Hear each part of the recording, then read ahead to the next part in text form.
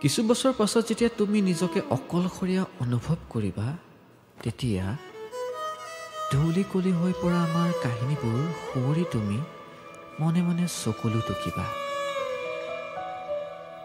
কোনোবা এক নিৰ্জন মুহূৰ্তত আমি কৰা অভিমানবোৰলৈ মনত কৰি অজানিতে হাঁহি উঠিবা।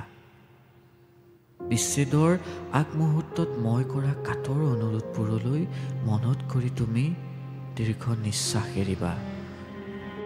কিছু সময়ৰ পাছত উভতি আহিব বিচাৰি তুমি যেতিয়া মোবাইলৰ স্ক্ৰীণত মোৰ নাম্বাৰটো উলিয়াই কল কৰিবলৈ চেষ্টা কৰিবা, তেতিয়া সিটো মূৰৰ পৰা ভাহি আহিব, "This number is currently out of service."